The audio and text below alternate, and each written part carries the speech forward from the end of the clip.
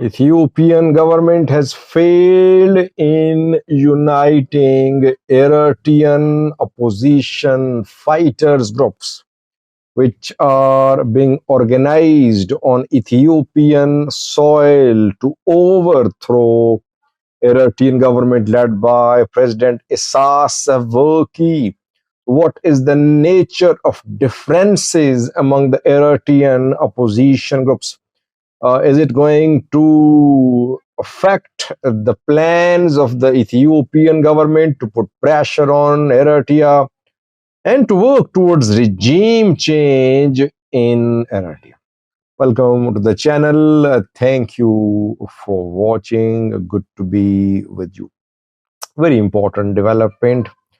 A new source has reported the challenges being faced by the Ethiopian government in uniting Eritrean opposition groups. We know that for the last 18 months, Ethiopian government of Prime Minister Abiy Ahmed has been trying to unite Eritrean opposition groups for an armed struggle from the Ethiopian Afar region to topple Eritrean government of Isaias Afwerki.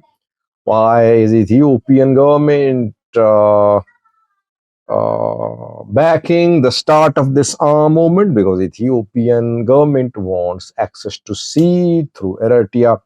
It wants access to a support located a few dozen kilometers away from Ethiopia-Eritrea border.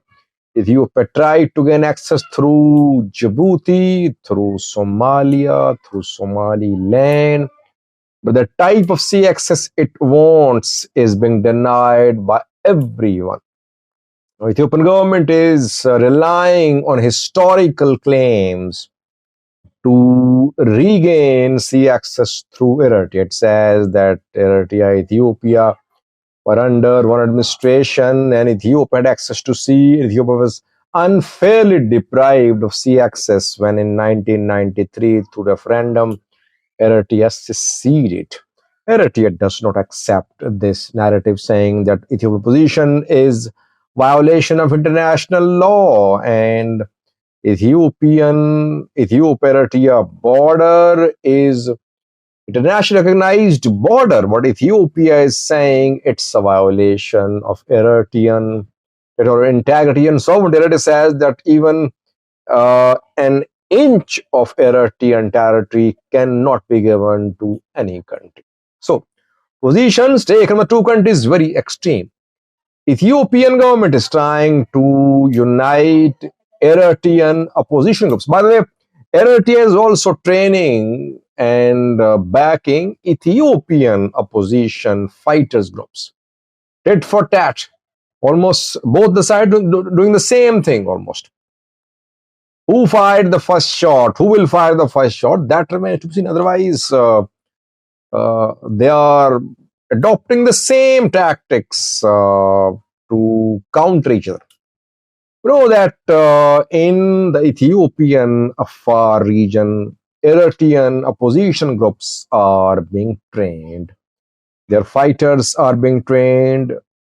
These groups are holding meetings with tribal elders, Afar elders of Ethiopian Afar region, funding ongoing, and there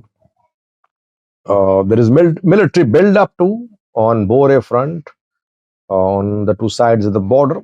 Eritrean military, Ethiopian military have reinforced their presence there. These Eritrean opposition groups are operating in Ethiopian Afar region, mainly three of them. Firstly, Rasado Red Sea Afar Democratic Organization, which has been based in Ethiopia for over 2 decades.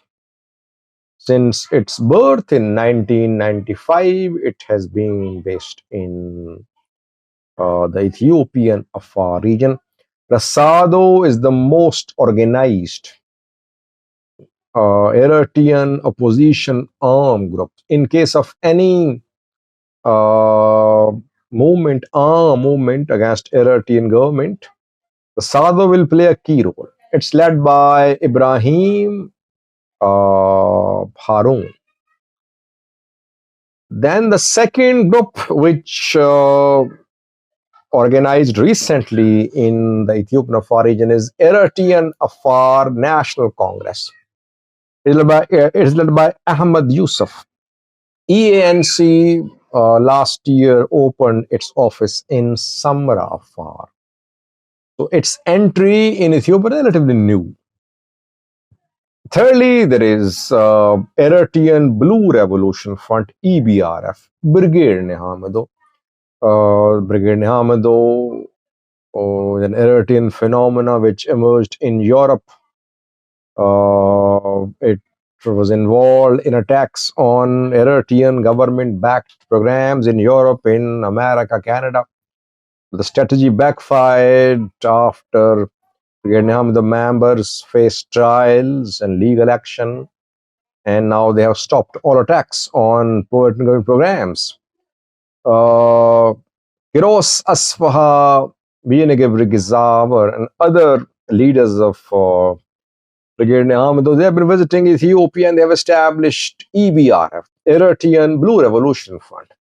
EBRF has its headquarters in Addis Ababa. A few months ago, we saw pictures of EBRF leaders from their office in Addis Ababa.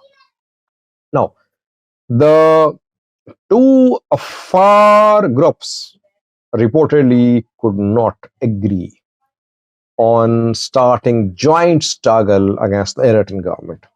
I'm talking about Eritrean Afar National Congress of Ahmed Yusuf and Red Sea Afar Organization of Ibrahim Harun.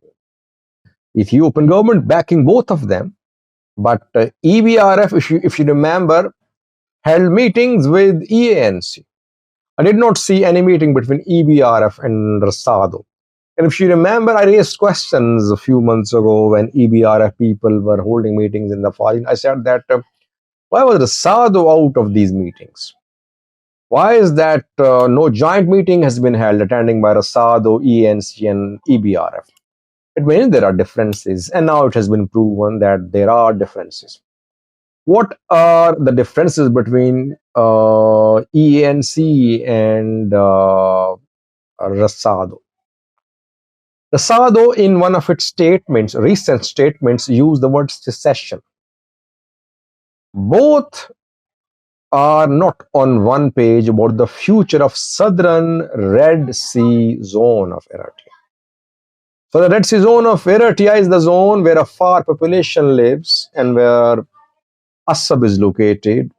In case of regime change in Eritrea, Rasado and ENC would like to see a new status of southern Red Sea zone.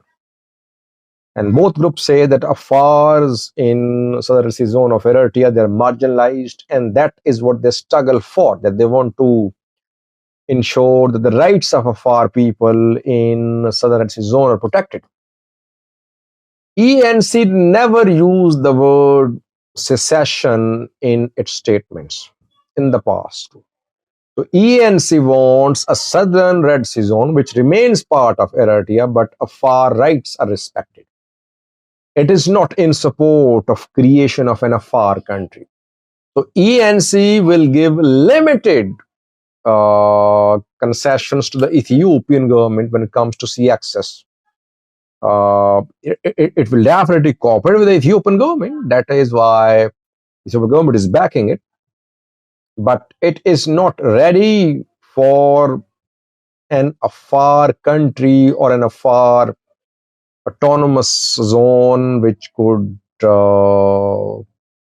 join Ethiopia. The Sado has different plans. The Sado could agree on secession of southern Red Sea zone from the Eritrean administration. That is why Rasado and ANC failed to reach an agreement. Both are working, both are arming themselves, both are training their fighters, but no collaboration reportedly. By the way, it's the start of this armed struggle. And in the beginning, such challenges are surfacing. If these groups start producing some results, what will happen after that? We'll see more differences. That is why people say that maybe post Isaias Afwerki Eritrea could disintegrate. There could be chaos in Eritrea if Isaias Afwerki is overthrown. I am not agreeing with this analysis that post Isaias Afwerki scenario could be problematic and chaotic, but if the post Isaias era is chaotic, who will be responsible for that? The incumbent, the president. Leaders always build institutions. They build such institutions which go on no matter which leaders take office as presidents or prime ministers. So far, Isaias Afwerki has not built any institution. Rather, he has killed each and every independent institution, independent voice in Eritrea. Thanks for watching.